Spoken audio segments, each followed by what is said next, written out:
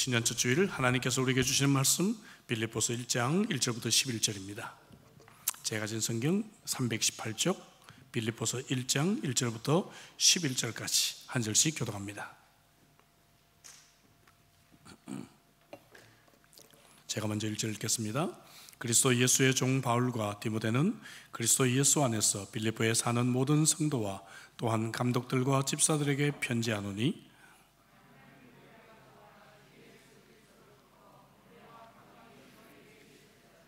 내가 너희를 생각할 때마다 나의 하나님께 감사하며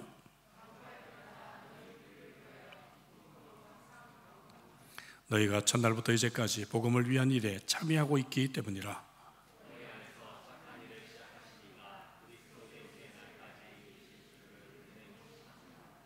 내가 너희 무리를 위하여 이와 같이 생각하는 것이 마땅하니 이는 너희가 내 마음에 있음이며 나의 매임과 복음을 변명함과 확정함에 너희가 다 나와 함께 은혜에 참여한 자가 됨이라.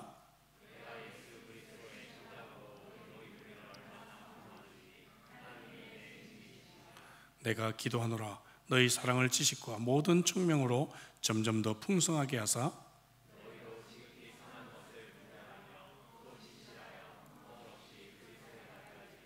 다같이 예수 그리스도로 말미암아 의의 열매가 가득하여 하나님의 영광과 찬송이 되기를 원하노라. 아멘. 아멘. 오늘 신년 첫 주일입니다. 여러분 말씀드린 대로 오미크론 때문에 여러분들이 또 크로스 컨택 밀접 접촉자가 되어서 온라인 예배 드리고 계시고요. 또 휴가도 가셨고요. 그래서 휴가는 또 다 가세요. 그래도 휴가는 또 많이 가셨고, 그래서 조금 우리가 썰렁한 가운데 예배를 드리지만 하나님의 은혜가 넘치려 믿습니다. 온라인으로 지금 참여하고 계시지만 우리와 함께 계신 줄로 믿습니다. 우리 함께 인사하겠습니다. 새해 복 많이 받으세요.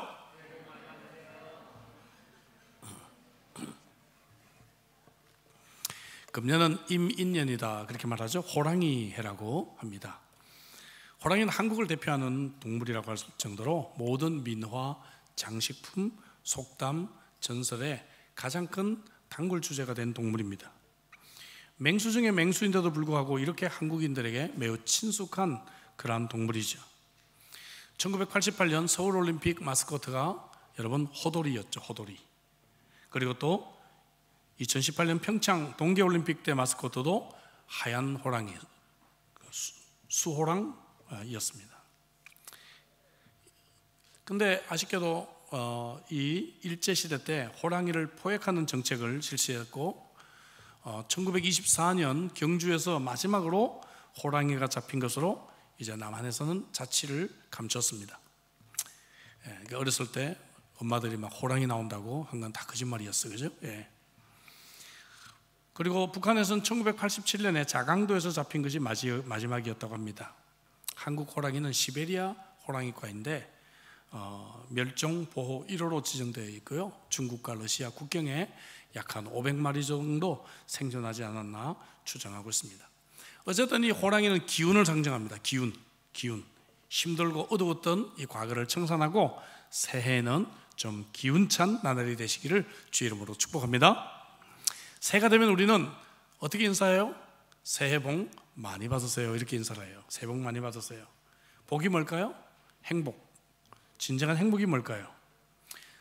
그래서 영어에 이 해피니스라고 하는 말이 있고 조이라고 하는 말이 있는데 해피니스란 말을 사실 성경적으로는 좋아하지 않습니다. 왜냐하면 해피니스는 happiness에서 왔거든요. 뭔가 일어났기 때문에 기뻐하고 행복해하는 것이거든요. 로또가 당첨되었거나 혹은 또 사업이 좀 수지를 맞았거나 혹은 또 원하던 대학에 들어갔거나 또 결혼을 좀 잘했거나 멋진 여행을 하거나 이런 어떤 일들이 있었을 때 우리는 행복하다 하는 것은 일시적인 것에 불과한 것입니다. happiness. 그러나 성경이 말하는 이 joy, 진정한 이 기쁨은 이런 것과 전혀 상관이 없이 스스로 만들어가는, 스스로 창조해가는 기쁨을 성경은 말을 하고 있습니다. 미국 버전입니다. 여러 나라 버전이 있더라고요. 하루가 행복하려면 이발을 하고, 일주일이 행복하려면 여행을 하고, 한 달이 행복하려면 집을 사고, 1년이 행복하려면 결혼을 하고, 평생 행복하려면 봉사를 하라. 세상의 말이긴 하지만 그래도 의미는 좀 있는 것 같습니다. 제가 예전에 그리스도인의 경제에 대해서 설교할 때 세차 냄새가 몇 주 간다 그랬죠? 3주 간다 그랬어요. 3주. 그 3주 세차 냄새를 맡는 그 즐거움 때문에 비용은 평균 15,000불이 그냥 떨어지고 마는 것입니다. 여러분, 빌립보서에서는 기쁨, 행복이라고 하는 이 단어가 짧은 4장에 걸쳐서 적어도 17번이나 등장을 합니다. 여러분, 지금 바울 사도는 로마의 감옥에 있어요. 그는 어떤 환경이나 기뻐할 어떤 조건이 생기지 않았습니다. 해픈이 없어요. 사실 바울은 지난 4년 동안 감옥에 있었을 뿐입니다. 2년 동안 가이사랴 감옥에 있었고, 그리고 죄수가 되어서 큰 풍랑을 경험하면서 죽을 고비를 넘겨 로마까지 왔고, 로마에서도 지금 2년 동안 감옥에 있는 중입니다. 여러분, 우리가 지난 2년 동안에 코로나 바이러스 이 시대를 경험하면서 사랑하는 가족을 잃은 사람도 있고요, 사업이 정말 망한 사람도 있고, 또 여러 계획들을 망친 사람들이 참 많이 있었을 것입니다. 어려웠던 순간들을 이제 우리는 좀 떠나보내고 새해에는 기쁨의 새 시대가 되기를 주 이름으로 축복합니다. 환희의 새 공동체가 되기를 소망합니다. 그래서 오늘부터 이 빌립보서 강의를 시작하면서 특별 새벽 부흥회 기간 동안에 계속 빌립보서를 이어갈 것이고, 1월 마지막 주일까지 빌립보서를 계속해서 말씀을 좀 생각해 보려고 합니다. 자, 바울은 이 빌립보서를 기쁨이라는 단어로 주제를 삼고 있는데, 우리가 어떻게 기뻐할 수 있을 것인가? 여러 인생의 테마 중에서 제일 먼저 오늘 본문 빌립보서를 여는 1장 1절부터 11절에서 그는 인간관계를 주제로 삼고 있습니다. 왜냐하면 인간관계야말로 우리 인생에서 정말 이 행복과 기쁨을 주는 가장 중요한 요소임에 틀림없어요. 아무리 내가 사업을 성공한다 할지라도 이혼 소송 중에 있는 사람이라면 결코 행복하지 않고 기뻐할 수가 없겠죠. 바울 사도는 그의 삶을 통해서 이 인간관계에서 행복하고 기뻐할 수 있는 4가지 원리들을 본문을 통해서 말씀하고 있습니다. 첫 번째, 바로 동행을 감사하라 하는 것입니다. 같이 한번 해볼까요? 동행을 감사하십시오. 옆에 있는 분에게 하겠습니다. 동행해 주셔서 감사합니다. 나와 함께 인생길을 동행하는 친구가 있고 가족이 있고, 또 하나님을 함께 예배하고 주님의 교회를 섬기는 동행하는 교우들이 있습니다. 세상에서는 하나님 나라를 세워가는 직장 동료가 있고 사업 파트너들이 있습니다. 여러분, 그들에게 행복을 표현하시기를, 그들에게 감사를 표현하시기를 주의 이름으로 축복합니다. 많은 학자들의 연구 결과 감사를 표현하는 사람은요, 훨씬 더 행복하고 기쁨이 넘치는 삶을 삽니다. 반대로 불평하고 감사가 없는 사람일수록 불행하고 기쁨이 없는 삶을 살게 되는 것이죠. 우리가 정말 건강한 관계를 갖기를 원한다면 우리는 상대방에게 감사를 표현하는 것부터 배워야 합니다. 바울은 빌립보 성도를 생각할 때마다 감사했습니다. 3절이죠. 내가 너희를 생각할 때마다 나의 하나님께 감사하며 했어요. 여러분도 남편 생각할 때마다 억장이 무너지십니까? 아내 생각할 때마다 분노가 치밀어 오르십니까? 빌립보 성도들을 생각할 때마다 하나님께 감사했던 이 바울 사도를 우리는 배울 수 있어야 합니다. 결혼 생활도요, 배우자에 대한 감사가 사라질 때 위기가 찾아오죠. 우리는 사람들을 생각할 때마다 사실 특히 가까운 사람, 남편이나 아내, 자녀, 부모 생각할 때 제일 먼저 뭐가 떠오르는가 하면 불만사항, 뭘 잘못하고 있는가, 이런 게 떠올라요. 사람은 이 죄성이 있습니다. 죄의 영향 때문에 행복했던 순간들, 감사한 일들은 너무 쉽게 잊어버립니다. 교회 와서도 그렇게 은혜 받은 것 다 잊어버리고 조금 상처 때문에 그냥 어쩔 줄 모르는 것을 보게 되죠. 우리가 죄성이 있고 우리가 약하기 때문에 그래요. 바울은 빌립보 성도를 생각할 때마다 제일 먼저 그는 감사했다는 것을 기억하십시오. 사실 바울 사도에게 있어서 이 빌립보는 그리 좋은 추억이 있는 장소가 아닙니다. 여러분, 빌립보에서 그는 매도 많이 맞았고요, 감옥에도 갇혔고요, 쫓겨나기도 했습니다. 기껏 교회 개척해서 개척교회 목사로 섬겼는데 금방 쫓겨날 수밖에 없는 그러한 참으로 추억이 좋지 않은 그러한 도시입니다. 매우 고통스러운 기억이 있는 것이죠. 그러나 바울은 그런 것들 때문에 그의 인생의 기쁨과 행복이 좌우되지 않았습니다. 오히려 그는 과거의 아픔과 고통스러운 기억을 계속해서 곱씹으며 살지 않고 반대로 그것들을 떠나보내고 그것 속에서 감사한 것들을 기억하며 그는 살기를 원했다는 것이죠. 오늘 우리도 선택할 수 있어요. 계속해서 과거의 아픔과 상처를 계속해서 우리가 생각하며 불행 가운데 살 것인가? 아니면 이제 새해와 함께 좀 떠나보내고 우리가 좋은 것들을 생각하고 감사와 기쁨으로 살 것인지를 우리가 선택할 수 있는 것이죠. 5절에 볼까요? 너희가 첫날부터 이제까지 복음을 위한 일에 참여하고 있기 때문이라 했어요. 바울은 빌립보에서 있었던 그 어렵고 힘들었던 추억들은 다 잊어버리고 빌립보 성도들과 복음으로 교제한 것, 이 좋은 것을 생각하며 감사하고 있다 하는 것이죠. 여러분 생각해보세요. 바울은 원래 아시아로 선교를 가려고 하다가 성령의 인도로 갑자기 유럽으로 방향을 틀었잖아요. 그리고 첫 번째 도착한 성이 바로 빌립보 성입니다. 어디로 갈지 모르고 있을 때 그때 루디아라고 하는 여성이 자기의 집을 제공해서 그곳이 개척교회의 장소가 됩니다. 성경에 보면요, 여성들이 정말 큰 일들 많이 해요. 유럽의 첫 번째 교회를 여러분 개척한 사람이 여성이에요. 여러분, 여성. 유럽에 가면 교회가 얼마나 많이 있습니까? 참 여성의 힘이 대단한 것 같습니다. 뿐만 아니라 그는 빌립보 감옥에서 간수에게 복음을 전하고 그의 간수의 모든 가족들에게 세례를 베풀었잖아요. 얼마나 좋은 추억이에요, 여러분. 뿐만 아니라 빌립보 성도들이요, 자신이 선교할 때 선교헌금을 보내왔어요.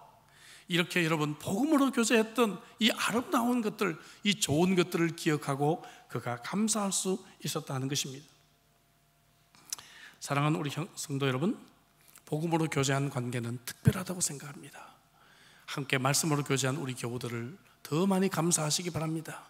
함께 사역한 우리 성도들에게 더 많은 감사를 여러분 표현해 주시기를 바랍니다. 그래서 새해에는 나와 함께 동행하고 있는 사람들을 만날 때마다 늘 감사를 표현해 주시기 바랍니다. 어떻게 보면 지금까지 이렇게 수년 동안, 수십 년 동안 동행하고 있다는 것은 그만큼 장점이 많고 그만큼 감사할 일들이 많기 때문에 우리가 지금까지 동행하고 있는 것 아니겠어요? 근래 저희 딸 부부와 함께 4시 가정예배를 매일 드립니다. 근데 저희는 자주 서로 감사를 표현하는 시간이 있어요. 원래 성탄절 때 저희들은 가정의 전통이 우리 가족들 한 명 한 명에게 좀 금년에 감사했던 것들을 표현하는 그런 전통이 있습니다. 여러분 아시다시피 금년 저희가 참 많이 힘들었잖아요. 이 힘든 과정 속에서 오히려 우리 가족 서로에게 대한 감사가 더 풍성하게 넘쳤습니다. 할렐루야. 그래서 함께한 세월이 몇 년이 되었으면 정말 감사하셔야 됩니다. 그리고 몇십 년이 됐다 엎드려 절하시기 바랍니다. 아멘이십니까? 부족한 나와 동행해 주신 것 얼마나 감사해요. 그렇죠? 나와 함께 살아준 것도 감사하고 나의 자녀가 되어준 것도 감사하고 우리 부모님 되어주신 것도 감사하고 그리고 이렇게 우리 실로암교회에서 함께 예배드리게 된 것 얼마나 감사합니까? 우리 함께 성도들과 함께 이런 감사와 기쁨이 넘치시기를 주의 이름으로 축복합니다. 건강한 관계를 회복하기 위해서 두 번째, 기쁨으로 사람들을 위해 기도해야 될 줄로 믿습니다. 4절에 보니까 간구할 때마다 너희 무리를 위하여 기쁨으로 항상 간구하면 했어요. 바울 사도는 빌립보 성도들을 위해 기쁨으로 기도했다. 여러분 1번 동행을 감사할 수 있다면 어때요?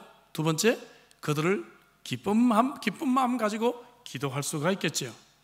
기도를 의미하는 매우 중요한 헬라어가 유카리스테오라고 하는 단어예요. 여기서 유카리스트, 성만찬, 예배라는 단어가 파생이 되었습니다. 여러분 성만찬을 하면서 우리는 예수님의 죽으심을 감사합니다. 그래서 기도라고 하는 것은 사실 감사를 드린다는 의미가 있어요. 기도를 의미하는 중요한 라틴어도 그라치아. 이런 이탈리아 가면 그라치아 그러는 이것은 땡큐란 말입니다. 근데 이 그라치아란 말에서 원래 grace라고 하는 은혜란 말이 또 파생이 되었습니다. 여러분 기도는 원래 감사가 기도인 것입니다. 이처럼 그래서 여러분 우리가 사람들을 생각할 때마다 우리 속에서 감사가 넘치고 기쁨이 넘치는 것이죠. 그래서 그들을 위해 기도할 수밖에 없다 하는 것입니다. 누군가 나를 위해 기도한다는 건 얼마나 큰 격려가 돼요. 여러분 아멘이십니까? 저는요 저를 위해서 기도한다는 말 그냥 듣지 않아요. 아주 심각하게 듣습니다. 왜냐하면 저는 기도의 능력을 아는 사람이니까, 저는 기도의 능력을 체험한 사람이니까. 그래서 누군가가 저를 위해서 기도하고 있다, 또 제 아내를 위해서 지금 기도하고 있다, 저는 아주 심각하게 그 말을 받고 있습니다. 우리는 상대방을 위해서 기도해야 될 줄로 믿습니다. 우리는 항상 내가 변하는 건 원하지 않고 상대방이 막 변하기를 원해요. 근데 여러분 변합니까? 변하지 않습니다.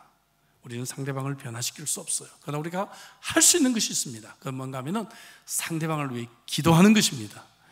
근데 참 신기한 건요, 그 사람을 위해 기도하면 하나님께서 그 사람을 변화시켜 주시고 또 나도 변화시켜 주세요. 참 신기하죠? 예? 참 신기합니다. 그래서 우리가 내가 저 사람을 변화시키려고 하면 갈등과 싸움만 일어나지만 그 사람을 위해서 기쁨으로 기도하기 시작하면 하나님께서 저 사람을 변화시켜 주시고 또 기도하는 나도 변화시켜 주신다는 것을 보게 됩니다. 그럼 구체적으로 뭘 위해 기도해야 할 것인가? 이것이 9절부터 11절에 나옵니다. 여러분, 오늘 이 신년 첫 주일을 숙제로 9절부터 11절을 좀 암송하셨으면 좋겠습니다. 왜냐하면 9절부터 11절은 우리가 정말 우리와 함께 동행하는 사람들을 위해서 무슨 기도를 해야 할 것인지를 너무너무 구체적으로 너무 보석처럼 잘 정리가 돼서 우리들에게 알려주고 있거든요. 뭘로 기도합니까? 늘 건강, 돈 많이 벌고 그냥 무사하고 이런 거 왜 기도합니까? 오늘 9절부터 11절을 보십시오. 9절 먼저 볼까요? 9절 보니까 뭐라고 얘기합니까? 내가 기도하노라 너희 사랑을 지식과 모든 총명으로 더욱더 풍성하게 하사. 두 가지가 나오죠. 첫째는 사랑이 풍성하게 하옵소서 기도하는 거예요. 하나님, 내 아내가 사랑이 풍성하게 하옵소서. 하나님, 우리 남편이 사랑이 풍성하게 하옵소서. 하나님, 우리 교회 목사님, 장로님들이 사랑이 풍성하게 하옵소서. 여러분 이렇게 기도하시기를 바랍니다.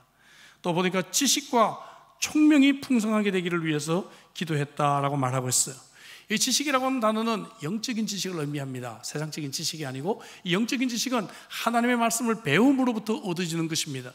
그래서 우리가 이렇게 기도하는 것이에요. 금년에 우리 남편이 하나님 말씀 잘 배워서 영적인 지식이 풍성하게 하옵소서. 할렐루야. 네. 금년에 우리의 교우들이, 우리의 사랑하는 우리 집사님이 하나님 말씀 잘 배워서 하나님 말씀 늘 묵상해서 그 말씀으로 주시는 그러한 지혜가 충만하게 하옵소서. 여러분 이것을 위해 기도해 주시기를 바랍니다.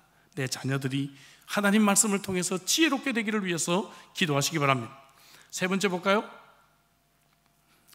세 번째 보니까 10절 너희로 지극히 선한 것을 분별하며 또 진실하여 허물 없이 그리스도의 날까지 이루고 선한 것을 분별하게 하옵소서. 여기 분별이라고 하는 단어는 위조 지폐를 구분할 때 사용된 단어예요. 뿐만 아니라 사람이 정치인이 됐을 때 이 사람이 합당한 사람인지 올바른 사람인지를 구별할 때 사용됐던 단어입니다. 그래서 여러분 우리가 정말 우리의 사람들이 선한 것이 무엇인지를 잘 구별할 수 있도록 기도하는 것입니다. 특별히 우리 자녀들에게 이런 기도는 얼마나 중요합니까 여러분? 너무너무 중요한 기도가 될 수밖에 없겠죠. 그리고 또 진실하여 허물 없이 였어요. 진실이라고 하는 말 라틴어로 시네체라, 다시 말하면 햇빛에 시험해 본다, 그런 단어입니다. 자, 이 단어는요 도자기를 만드는 문화에서 나왔어요. 도자기를 굽다 보면 불량품들이 나와요. 그 도자기가 금이 가고 깨집니다. 그러면 여러분 이 얄팍한 상인들은요 그냥 그 깨진 것도 팔고 싶어서 거기다 덧칠을 살짝 합니다. 덧칠을 살짝 하면 겉에는 잘 보이지 않아요. 그래서 이 물건을 팝니다. 그런데요 이 도자기를 햇빛에 비추면 금이 가고 깨어진 모습이 그대로 드러난다 그래요. 그래서 이 단어가 생겼습니다. 사랑하는 우리 성도 여러분, 우리가 진실인지 아닌지를 잘 구별할 수 있는 지혜를 달라고 기도하시기 바랍니다. 얼마나 험한 세상이에요. 얼마나 어려운 세상입니까? 수시로 그냥 여러분 핸드폰으로 혹은 또 TV로, 영화로, 드라마로, 스크린을 통해서 우리의 자녀들에게, 오늘 현대인들에게 거짓된 메시지들이 계속해서 들어오고 있습니까? 우리 그렇게 기도하시기 바랍니다. 진실을 잘 구별할 수 있도록 도와주세요. 사랑하는 가족을 위해서, 사랑하는 성도들을 위해서 그렇게 기도해 주시기를 바랍니다. 11절에 마지막으로 예수 그리스도로 말미암아 의의 열매가 가득하여 했습니다. 예수님을 닮아 열매가 가득하도록 기도하시기 바랍니다. 열매는 구체적으로 무엇인가요? 성령의 열매, 사랑과 희락, 기쁨과 또 화평, 평화와 인내와 자비와 양선과 충성과 온유와 절제. 여러분 이런 예수님의 성품을 닮은 열매들이 우리의 사랑하는 가족들에게, 또 우리의 사랑하는 친구들에게, 우리의 사랑하는 교우들에게 가득 맺어지기를 위해서 여러분 기도하시기 바랍니다. 할렐루야. 약속하셨죠? 꼭 기도하셔야 됩니다. 여러분 우리의 사랑하는 동행하는 사람들을 위해 이렇게 기도하는 한 해가 되시기 바랍니다. 그러면요, 우리 인간관계가 더 건강해지고, 따라서 내게는 기쁨이 충만한 새 시대가 반드시 열리고, 우리의 가정 공동체는 환희의 공동체가 되고, 우리 교회 공동체도 환희의 공동체가 될 줄로 믿습니다. 세 번째, 이 바울은 빌립보 성도들의 성숙을 기대하고 있어요. 성숙. 6절을 볼까요? 너희 안에서 착한 일을 시작하신 이가 그리스도 예수의 날까지 이루실 줄을 우리는 확신하노라. 여기 보니까요, 바울은요, 빌립보 성도들이 아직은, 여러분 개척교회 성도들 믿음이 어려요. 아직은 부족한 점들이 많아요. 그러나 하나님께서 저들을 분명히 성숙시키실 것이다. 저들에게 착한 일을 시작하신 이가 예수의 날까지 이룰 것이다. 분명한 하나님의 선한 계획을 믿고 있다는 것이죠. 그들에게 최선을 지금 기대하고 있죠. 지금은 아니지만 분명 그렇게 될 날이 올 것을 믿고 있는 것이에요. 저는 미술에 조예가 별로 없습니다. 하지만 미술가들이요, 작품을 한참 만들고 있을 때 캠퍼스를 보면 너무너무 어지럽고요, 너무너무 정신없어요. 저것도 작품인가? 나도 저 정도 하겠다 싶어요. 그런데 작품이 완성되고 나면 너무 멋지죠. 너무 그 작품이 탄생하는 것을 보게 됩니다. 여러분, 미완성일 때는 부족합니다. 미완성일 때는 약합니다. 약점이 많습니다. 우리 인생도 여러분 아직 미완성이기 때문에, 그죠? 유행가 가사도 있죠. 인생은 성경 구절은 못 외워도 그거는 평생 안 잊어버려요. 인생은 미완성, 그러죠? 인생은 미완성. 우린 미완성입니다. 우리는 더 성숙해 갈 길이 남았어요. 그렇지 않습니까? 요즘 우리 시니어들을 만나면요, 제가 즐거워요. 왜 그런가 하면 시니어들 가운데 옛날하고 달리 지금도 계속해서 성숙하는 분들이 계시거든요. 한 10년 전만 해도 나이 40만 지나면 한국 사람들은 왜 그렇게 이 늙음이 빨리 오는지, 아이고 목사님 저도 이제 늙어서 기억 못해요, 암기력이 부족해서 성경 공부 못합니다, 그런 분들이 굉장히 많았거든요. 근데 지금은 70대가 되어도 책도 출판하고, 70대가 되어도요 암송대에 나가서 1등도 하고 이런 분들이 생겨요. 굉장히 아주 저에게도 큰 기쁨과 도전이 됩니다. 여러분, 우리는 더 잘할 수 있습니다. 우리는 예수님을 만나는 그날까지 더 잘할 것입니다. 성숙을 우리는 기대할 줄 알아야 합니다. 지금은 우리가 미완성이니까 부족해요. 지금의 모습 보지 마시고 성숙을 기대하시기 바랍니다. 제가 좋아하는 인사가 있죠? 옆에 분하고 함께 인사하겠습니다. 아, 그래서 그렇구나? 그래서 그런 거예요. 지금, 그죠? 그래서 지금 부족한 겁니다. 약점이 있는 것입니다. 여러분, 근데요, 내가 상대방에게 성숙을 기대한다는 것은 상대방도 성숙에 대한 꿈을 일깨워줍니다. 이건 제 얘기가 아니고 많은 학자들의 연구예요. 많은 심리학자들이 이걸 연구했어요. 그래서 좀 긍정적인 어머니, 자녀들의 지금 모습이 아니라 이 자녀가 앞으로 정말 잘 될 것을 기대하면서 자녀를 키우는 그러한 어머니 밑에서 큰 자녀들은요, 어머니의 기대대로 자라간다 그래요.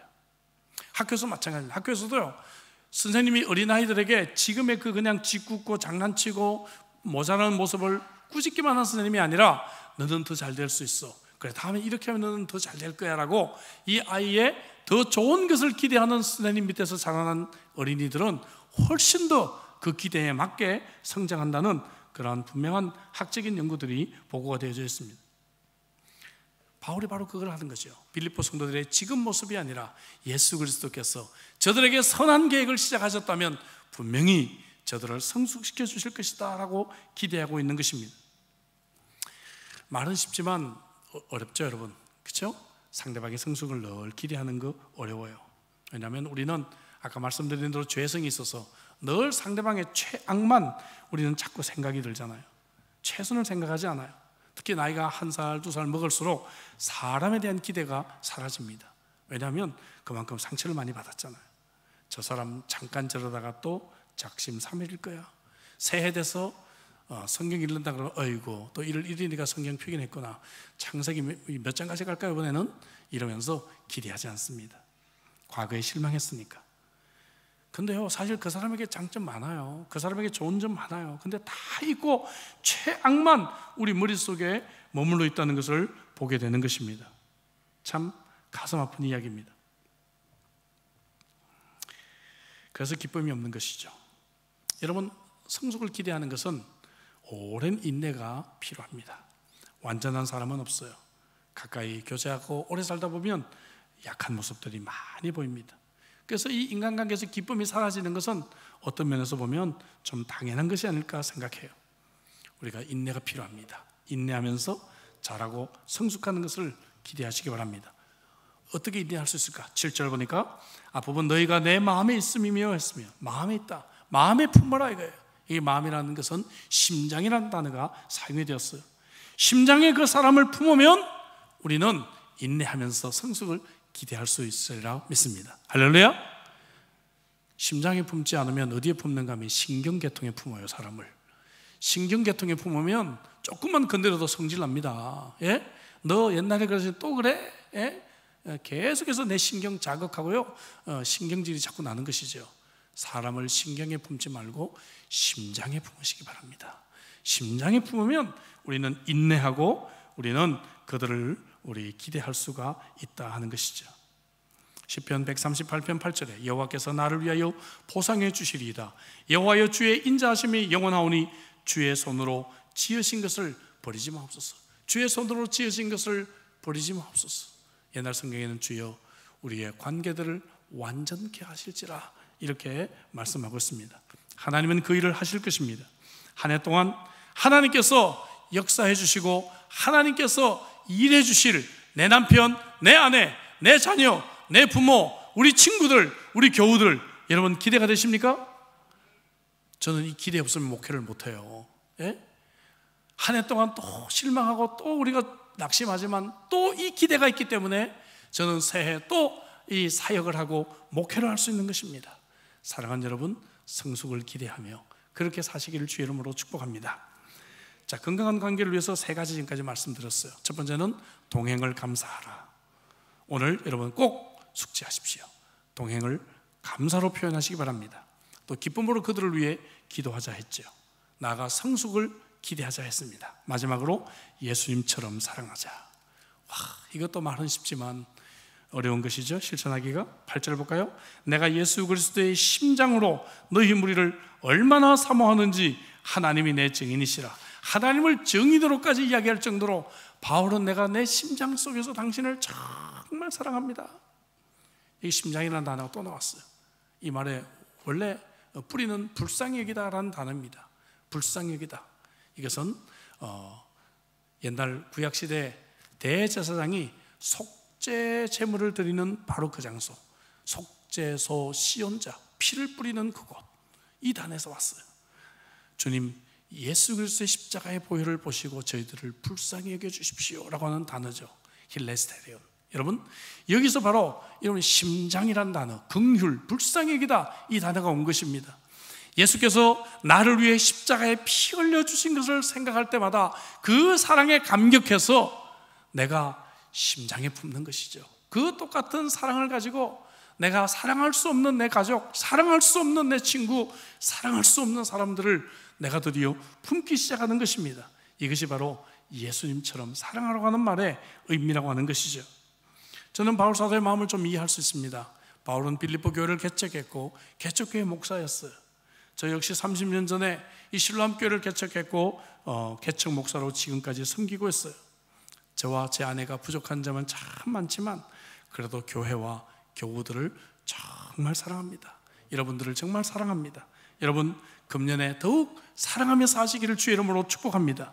예수님처럼 사랑하시기를 바랍니다. 우리는 요한복음 3장 16절은 외우고 있어요. 그러나 요한 1서 3장 16절은 우리는 무시합니다. 같이 한번 읽어볼까요? 요한 1서 3장 16절 말씀 다 같이. 그가 우리를 위하여 목숨을 버리셨으니 우리가 이로써 사랑을 알고 우리도 형제들을 위하여 목숨을 버리는 것이 마땅하니라. 사랑하는 성도 여러분, 하나님께서 목숨을 버려 나를 사랑해 주셨습니다. 그렇다고 한다면 이 사랑을 똑같이 형제들에게 실천하는 것이 마땅하다라고 우리에게 말씀해 주셨습니다. 이 사랑이 있다면 품지 못할 사람이 없어요. 이 사랑을 실천한다면 깨어질 관계가 없습니다. 여러분, 금년 한 해 동안에 하나님께서 만드신 우리의 가정 공동체, 또 우리의 여러 인간관계, 교회 공동체가 예수님처럼 사랑이 흘러넘치기를 주의 이름으로 축복합니다. 바울사도는 기쁨에 대해서 쓰면서 가장 먼저 인간관계 주제를 설정했다 그랬죠. 관계가 건강해야 기쁨이 있고 행복합니다. 관계는 공동체입니다. 가정공동체, 교회 공동체, 하나님이 이 두 가지를 만드셨습니다. 그래서 이 진정한 교제는 바로 그리스도 안에 있는 이 건강한 공동체 안에서 이루어지게 되는 것이죠. 오늘 본문 1절에 보니까 바울은 그리스도 예수 안에서 빌립보에 사는 모든 성도와 또한 감독들과 집사들에게 편지한다 했어요. 그리스도 안에 있는 이 공동체에게 바울은 이 진정한 교제를 말씀하고 있는 것입니다. 사실 빌립보서를 쓸 이 당시에 보면 세상에 교제라는 것은 있을 수가 없어요. 여러분, 신분 때문에 갈라져 있습니다. 이 당시에는 귀족 계급이 있고 종들이 있어요. 부자가 있고 가난한 자가 있습니다. 남자가 있고 여자가 있습니다. 유대인이 있고 이방인이 있습니다. 이 구별을 여러분 넘어설 수가 없는 그러한 사회 속에 살아가고 있었어요. 빌립보서를 쓸 당시만 그렇습니까? 복음이 처음 조선 땅에 들어왔을 때도 마찬가지였죠. 여러분, 어떻게 종과 여러분 주인이 한 자리에서 예배를 드립니까? 남자와 여자가 한 자리에서 예배를 드릴 수 없는 그러한 사회였습니다. 그런데 복음이 이것을 허물었어요. 그래서 바울이 그리스도 예수 안에서 우리가 공동체가 되었다라고 말하는 것이죠. 복음이 들어온 순간 여러분, 이 로마가 바뀌고 세상이 바뀌었습니다. 종과 자유자가 함께 예배를 드립니다. 남자와 여자의 구별이 없어지고 유대인과 이방인의 구별이 없어지게 되었다 하는 것이죠. 할렐루야. 한국도요, 한국의 기독교 역사를 보면 복음이 들어와 가지고요, 우리 집에서 부리던 종이, 지금 종이라고 하면 그 당시는 종놈이라고 했습니다. 여러분, 종놈이 같은 교회 장로가 되고 나는 집사로 여전히 남아있고 이런 일들이 막 발생하기 시작했어요. 어떻게 이런 일이 발생할 수 있단 말입니까? 이 복음이 바로 여러분 이렇게 공동체의 진정한 교제를 우리에게 주게 되었다는 것입니다.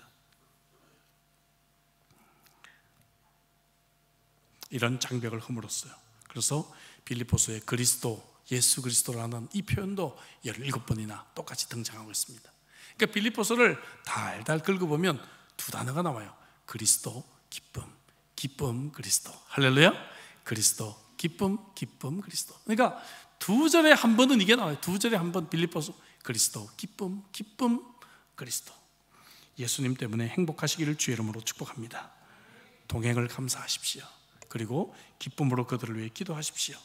그들이 사랑으로 자라도록, 또 지혜와 총명을 갖도록, 선하고 진실하게 살도록, 예수님을 닮아 성령의 열매를 맺도록 여러분 기도하시기를 바랍니다. 지금은 부족하고 단점이 많지만 그들의 인생의 위대한 작가이신 하나님이 이 일을 시작하셨기 때문에 그 일을 마치실 것을 기대하십시오. 그들은 분명히 잘할 것입니다. 달라질 것입니다. 그리고 예수님처럼 사랑하십시오. 금년 한 해 동안에 우리가 이렇게 이 말씀들을 실천해 갈 때 우리의 관계는 더욱더 건강하고 행복할 것입니다. 인간관계가 행복할 때 우리들에게는 세상에 알 수 없는 놀라운 기쁨의 새 시대를 경험하게 되고, 우리가 몸담고 있는 공동체는 환희의 공동체가 될 것입니다. 어둡고 힘든 세상입니다. 여러분, 미래가 잘 보이지 않습니다. 관계들은 아픈 소리를 내고 있습니다. 그럼에도 우리는 이것들을 이길 수 있는 놀라운 기쁨을 가지고 있습니다. 한 해 동안 이 말씀을 실천해서 정말 우리의 표대로 기쁨의 새 시대가 열리고 환희의 공동체가 세워지는 놀라운 역사가 있기를 주의 이름으로 축원합니다. 기도하시겠습니다. 주신 말씀 가지고 우리 기도하도록 하시죠.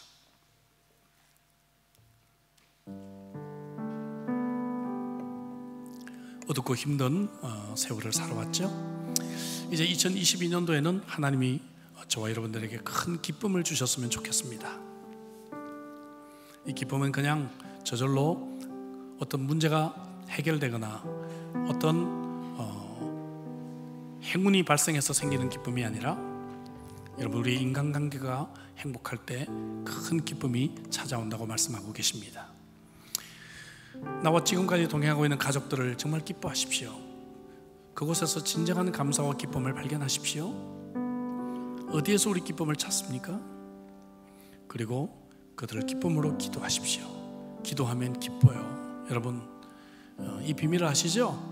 누군가를 위해 계속 기도하다 보면 너무너무 기뻐요. 예. 그들이 사랑이 풍성하도록, 그리고 선하게 분별하게 살 수 있도록 위해서 기도하시기 바랍니다. 성령의 열매가 가득 맺히기를 위해 기도하세요. 기도하지 않고 뭘 기대한단 말입니까, 여러분? 여러분들이 저를 위해 기도하지 않고 무엇을 기대할 수 있단 말입니까? 기도해야죠. 뿐만 아니라 지금은 비록 부족한 모습들이 보여도 하나님께서 분명히 성숙하게 하시고 변화시켜 주실 것을 기대하십시오. 예수님처럼 우리 사랑하십시다. 주님이 나를 위해 생명을 주셨습니다.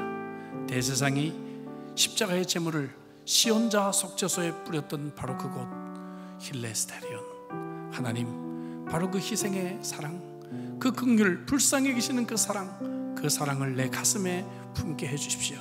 같이 주신 말씀 가지고 우리 한번 간절하게 기도하시겠습니다.